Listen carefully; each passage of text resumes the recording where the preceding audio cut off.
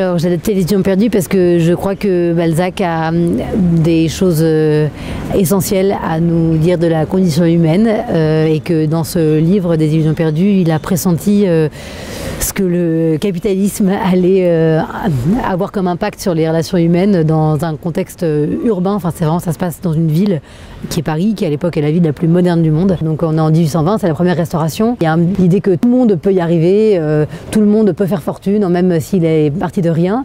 Et donc cette espèce d'appât du gain exacerbe la compétition et les tensions entre les êtres, et ça crée un territoire où, comme une jungle où chacun est prêt à bouffer son voisin pour arriver et pour triompher en fait.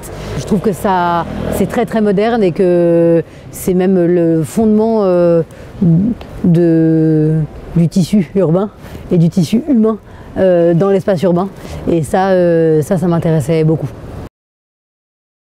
Le héros des Illusions perdues, Lucien de Rubempré, est un jeune homme rempli d'ambition et qui a trois objectifs, la gloire, l'amour et l'argent. Et il va se jeter à corps perdu dans Paris pour essayer de conquérir ces trois objectifs, et ça va se faire évidemment au prix d'un certain nombre de compromis puis de compromissions. Enfin, le titre annonce quand même assez bien le programme.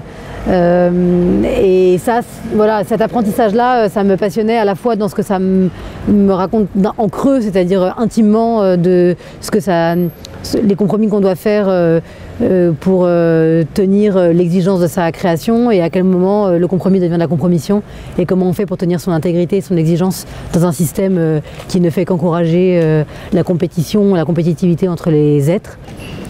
Je m'y retrouve bien dans l'adaptation parce que j'ai l'impression d'avoir comme metteuse en scène, d'avoir à ma disposition un matériau qui n'est pas un matériau théâtre, et donc de pouvoir avoir une liberté totale sur la manière de raconter cette histoire. C'est-à-dire que c'est un champ de réflexion et d'expérimentation qui est très vaste, et où le fait que ce soit des textes qui n'aient jamais ou très peu été donnés à voir sur des plateaux, j'ai aussi, mon imaginaire est totalement vierge, et je peux vraiment, enfin on peut avec tout le reste de toute l'équipe, les acteurs, l'équipe artistique, faire naître un objet qui n'existait nulle part ailleurs.